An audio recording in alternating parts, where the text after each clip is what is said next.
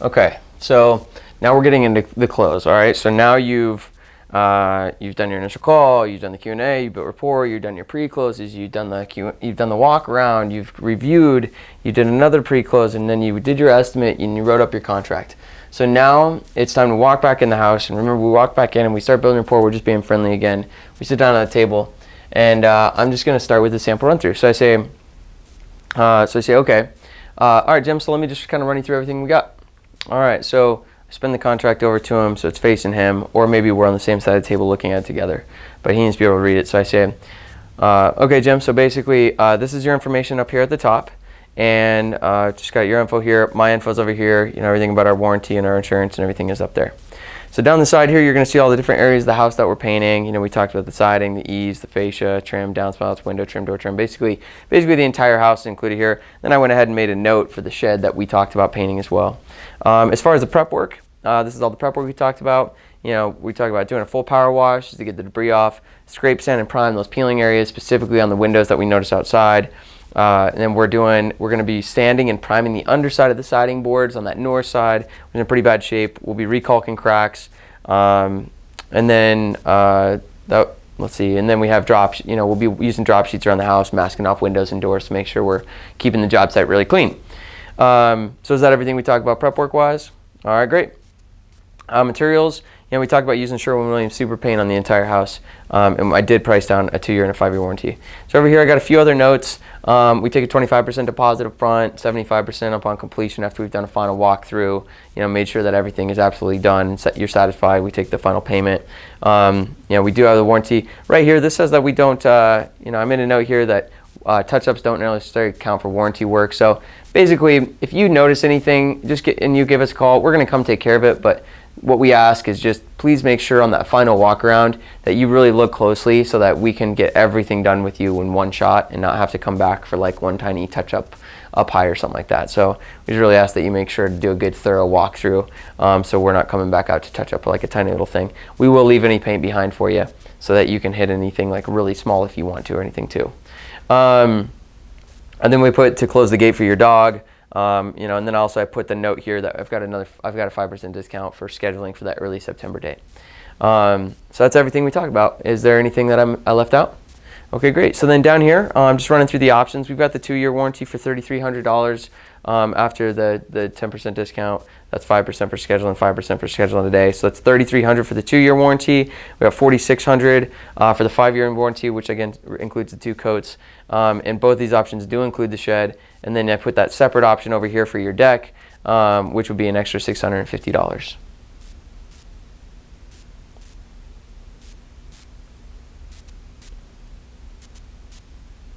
And then I was silent because that's what I normally would do. So that's kind of how I run through the contract. So you want to be confident, you want to be thorough, you want to make sure you got it all. You want to say, we're going to do this, we're going to do this, we're going to do this, I talk about this, we're going to do this. Like you're assuming all the way through. And you notice I had him say yes a few times. Got all your information right up here. Okay, great. These are the areas of the house we got. Okay. This prep work we talked about, good. Materials we talked about, good. These other things we talked about, good. Is there anything else I missed? No. Cool. We got it all. Great. Now, when you get to the end of the contract, you got to do a close. All right. So there's a few different closes you can do, like just to kind of end it. So a lot of times for me, I go with just being silent. So I kind of run through the whole thing, and then I like finish, and I say, and I got this option for this option, I got this option for this option, and I get this option for this option. And then I set the pen down and I slide it over to him. And then I stop talking. Another thing you can do is you can say, I got the 2-year for this, I got the 5-year for this, and then I got the 2-year with just doing a second coat just on that south side. So which option do you guys want to go with? Set the pen down, slide it over. Another one you can do is, okay, Jim, so I got the 2-year for this price, the 5-year for this price, and the deck for this price. So all I need from you to get in the schedule is a 25% deposit and your authorization down there at the bottom. I set the pen down and slide it over. And then you shut up, all right? So once you've done that, so you've either done one of these 3 closes. Number 3, all right? Now don't break the silence. Don't break the silence, especially with these 2, all right?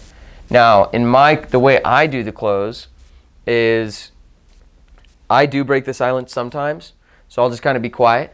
And then I'm just like there and I'm just trying to read what's going on with them. And if they're reading the contract and stuff, I'll let them just read the contract. You know, they're kind of looking things over. Sometimes they'll ask a question. Sometimes they'll respond right away. They'll say, okay, cool, well, that was great, Eric. Thank you for everything. We're not going to make any decision today, but thanks for coming out. Fine.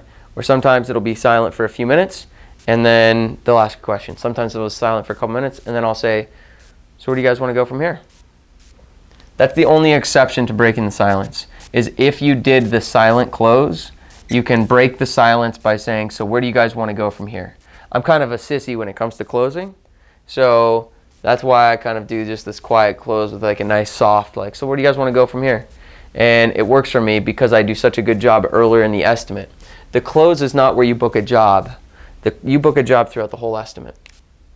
So you don't break the silence. And then what happens is they're either, well, we'll come back to what happens next.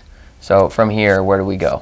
So answering questions and reclosing, all right? So if your customer asks you a question in the close, do not overtalk, all right? So if they say, what's the difference between the 2 and the 5-year again? All I say is, so the 2-year includes everything we've got here in one thick coat. The 5-year includes 2 thick coats. Does that answer your question? Cool.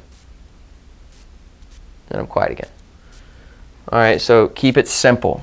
All right, we'll come over to how to handle objections in a second. So now from here, they're either going to do a few things. So once you've done the close and you've done the silence and everything, they're either going to say, okay, let's do it, or they're going to say a question, or they're going to, and I hope this isn't going off the screen, so they're going to say yes, or they're going to ask a question, or they're going to give an objection, or they're going to say no, basically. All right, so it's going to be one of these 3 things. Now, if they ask questions, we covered that. This is how you answer questions. If they say yes, you say, okay, great, which option do you want to do? Okay, spend the contract over. So that's going to be $4,230. So today, I need a deposit for $1,057, and we can get you guys going. And then I'll slide that back over. So I circle it. Cool. Circled. So just need your signature down there, and you guys will keep a copy. Cool. Take this copy. Boom. And then do you guys want to put down a deposit with? I can take check, cash, or credit card. What works best for you guys? And usually I don't recommend a credit card, honestly. When you say, cool, so I just need a 25% deposit, and they say, cool, do you take credit card? I say, we do. We have to charge a little bit more because we get charged the fee on credit cards. So it's like a 3% processing fee. So we prefer check. And then they'll say, okay, that's fine. I'll write a check. Okay, so then so that's if it's a yes. If it's a question, you answer the question, you shut back up. Sometimes you answer a question and you reclose. Yeah, does that answer your question? Okay, cool. So do you guys want to go with one of these options? Or which option do you guys want to go with? Now, if it's an objection or a no, we have a process for handling an objection and setting up the follow-up, okay? So here's the process for handling the objection. So they say, okay, Eric, this all looks really great. Thanks for coming out. Thanks for giving us the estimate. But, we've got a couple other estimates scheduled. So do I get to keep a copy of this? Or I say, oh, yeah, definitely get to keep a copy. So cool. So you guys just got a couple other estimates scheduled. Awesome. So I just have a couple questions, about my estimate and everything before I go. Is that okay? They say, yeah, that's okay. So I start, can I ask you a few questions? That's what I start with. Can I ask you a few questions? I just got a few questions before I go. And they say, yeah, of course. And I say, okay, cool. So first of all, everything we looked at in the house, are you guys definitely planning on getting this job done this year? Are you for sure planning on painting this year? Yes. Okay, great. And just everything we've talked about, through the whole estimate, have I gotten you guys everything you need and want? Just the prep work, the different options, everything we've talked about and outlined. Is this everything you guys need and want in your paint job? Yes. Okay, great. And are you guys comfortable with me and my company? Do you guys trust us to deliver on this and do a really great job for you? Yes? Okay, great. And as far as the price I came up with down there, is that kind of in the ballpark of what you guys were expecting? Yes? Okay, great.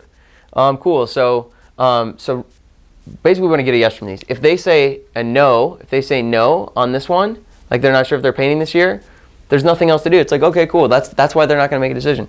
If they didn't get what they need and want, you didn't do a good enough job recommending and asking. If they say something yeah, it looks good, I kind of want to, we'll see what everybody else recommends, but or what everybody else does, then you probably didn't do a good enough job making recommendations and asking questions.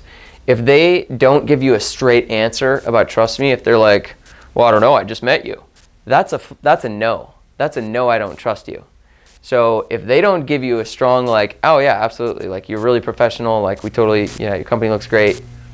If it's not a strong yes on do you trust me and are you comfortable with me and my company to do the work, if they give you a smart ass answer, they don't trust you. And so they don't trust you because you were a sleazeball, or your rapport was fake, or you were inauthentic, or you were just sleazy, I don't know. But it was something. And then price, this is one where sometimes they'll say, honestly, like we got another bid and it was like $1,500 less. I'll say, oh, okay, cool. Well, do you guys actually have that? Or like, do you know, were they doing, like, was it comparable? Like, was it an apples to apples thing? Or, because I can definitely like make this bid lower, but it would sacrifice a lot of the quality and the stuff we talked about. And we'll just have a discussion about it.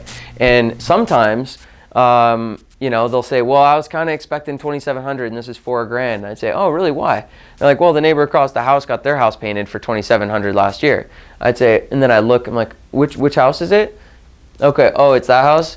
Okay, cool. And do you know like what kind of paint they used, or what kind of condition the house was in, or like, do you know much about that? Okay, because just looking at it right now, like, I mean, they've got that, you know, you've got this big, you know, railing in the front of the house, which they don't have, and just that alone is like $150. If we wanted to use a lower grade paint, I could bring this down like $200. If you guys wanted to cut some of the prep work, I could bring it down another few $100s. Like, I can definitely get it into that ballpark, but you also notice that, honestly, you guys have a bigger house than your neighbors, so I think that's probably where some of the price discrepancy is coming from. Why else? So does that kind of make sense? Okay, cool. Well, and then I'd go back to, so if they have any concern about the price, I will like address it a little bit. But then we want to come back to the objection. So this is just kind of to educate you. But then we come back to, and sometimes you can say, okay, cool. Well, like, I don't know how much I can wiggle on this, but like, you know, if I could get this down at all, like, could I earn your guys' business? You know, and that's if it's a price thing. So let's jump back. So can I ask you a few questions? Okay, cool. Are you guys painting this year? Did I get you everything you want? Do you trust and comfortable with me as the price in the ballpark? If we get yeses to all these, then we isolate the objection. So I'd say, okay, Jim, so you guys really just want to get another estimate just to compare, right? So just to like make sure like we're in the ballpark, just to compare and everything. And he says, yeah, totally, exactly. Like, we just want to compare, like, you know, it's a lot of money we're spending. We just want to get like a couple more estimates just to make sure we're getting a good job done and everything. I say, hey, Jim, I totally understand, man. I'd probably do the same thing if I was in your shoes. No problem at all. So what I'm going to do then is, do you guys already have those estimates scheduled? Okay, you do. And like, when are you getting them? Next week? Okay, so by what day, like by when would you be able to let me know? Like, when do you think you guys will be able to make a decision? By next Saturday? Okay, cool. So let's just plan on, so what I'll do then, Jim, is like, I totally understand you guys want to get other estimates, and I want to get you guys, like, I can afford to do the job for this 10% off price. Like, I want to save you guys that money. And so what I'm going to do is I'm just going to extend this discount until next Saturday. And so what I'll do is, let me write on that contract here. Okay, so extend discount through Saturday the 8th. So we'll extend that discount, and I'll give you a call. If I haven't heard from you by Saturday the 8th, I'll give you a call next Saturday, and you know, we'll see if we can work together. Does that sound good? Okay, cool. Are there any other questions you guys have for me about the estimate or anything I've written up here? Okay, cool. The only thing I would ask, Jim, is just that you just keep my bid confidential. Like, as you're getting other estimates, just like keep my bid confidential if you could. And if anyone else comes out and offers anything that, or talks about anything that we didn't talk about today, and you're curious, please let me know. I've got all my measurements for your house, and I can get some other quotes put together for you if you need to compare any other quotes. Sound good? Okay, cool. Well, any other questions you guys got? Cool. Well, then I guess we'll wrap up, and I'll get out of here, and we'll plan on talking next Saturday. Cool. Well, thanks so much, guys, for meeting with me. Blah, blah, blah. So that's the process. So we start by asking a few questions. When they first give the objection, we just say, oh, okay, cool. So you guys just want to think about it a little bit. Oh, cool. You guys want to get a couple other estimates. Cool. Oh, okay. So you guys just, the price is a little more than you were expecting, so you want to get another estimate and check with your neighbor. Okay. Oh, your husband's not here, so you want to talk with your husband. Totally. Awesome. Cool. So before I go, can I just ask you a few questions just about my estimate and everything? All right, great. So are you painting this? Boom, boom, boom, boom. Okay, cool. So it's really, if we get yeses on all these, then we go back to, okay, so it's really just this objection you said. And then they say, yeah, and then they usually expand on it. And they say, okay, cool, I totally understand that, da-da-da. So when will you be able to let me know by? Okay, cool, that sounds good. So I want to save you that money, so I'm going to extend this discount until that day I write on the contract and we set up the callback. That's how you close. Now we get to the last part here, which is follow-up. All right, so the most important thing is you leave this estimate and you got to write in your schedule when you're going to follow up. Follow up with them on that date. Ring, ring. Hey, Jim, it's Eric. It's Saturday the 8th. Just wanted to check in with you. I know you guys were getting a couple other estimates this week. I just wanted to call and see if I could paint your house. He says, oh, actually, yeah, we did get those other estimates, and actually, we would like to paint with you, Eric. I say, okay, great. Good news, man. Glad to hear it. So just like to set up a time to swing by and get everything set up with you. Is there a time that, do you got your calendar nearby? We set up a time. Or I call and I get the voicemail. Hey, Jim, it's Eric. Just calling. I know we said we'd touch base. You guys were going to let me know kind of what direction you want to go with the paint job by today. So just give me a call back if you could. If you guys still haven't made a decision, no problem. Please just let me know. And I'm happy just to kind of work with you on holding those discounts for you. If you can just kind of keep me in the loop, that really helps me out, man. I got a lot of calls and everything to make. So if you can just give me an update either way. And if you guys decided to go with someone else, no hard feelings. Just let me know. I appreciate just, any update you have for me. My number's 970-da-da-da-da-da-da-da. Talk to you soon. Third option is we talk to them and they haven't made a decision. Hey, Jim, it's Eric. I'm just checking in. I know we talked about you guys were going to get some estimates and you wanted me to call you this Saturday just to see if we could paint your house. Hey, yeah, Eric, sorry, one of our estimates rescheduled. He's not coming until next Tuesday. So we really haven't made a decision on that yet. I said, hey, no worries, Jim, not a problem at all. So you said it's through Tuesday? Okay, cool. So when would be a good time for me to check back in? Okay, through next Wednesday. Okay, so I'll just keep holding this discount for you, Jim. As long as you just kind of keep me posted. I know things change, so no problem. Just keep in touch with me and let me know. I'll plan on checking back in with you on Wednesday, though. Sound good? All right, great. And then you set a new follow-up. And then you keep doing this process again and again. And if you've done it a few times, by like the third follow-up, I might say something like, hey, Jim, just so I'm not bugging you or I'm not wasting my time, like, are you still seriously considering painting with me? You are? Okay, great. Well, then we'll keep in touch then. And that's how you close. That's how you set up a strong callback. But none of this is any good if you didn't fulfill these 4 things over here. And these 4 things over here get fulfilled in the initial call and building rapport and pre-closing and the NSSC with the walk around. So it's all got to come together. And so it takes time. Give yourself some patience. Start at the beginning. This should be the last place you really focus on. And really hone in that initial call by practicing the crap out of it. Really hone in on your rapport by just being great and friendly and fun with people. Really hone in on those pre-closes by practicing them. Really hone in on that NSSC by practicing them. Practice running through the contract with people. Practice how you respond when you get an objection. Practice, practice, practice. And there's 2 ways to practice. By going out and doing it or by practicing with someone. So get to it. And once you really master this stuff, you're going to be a selling machine.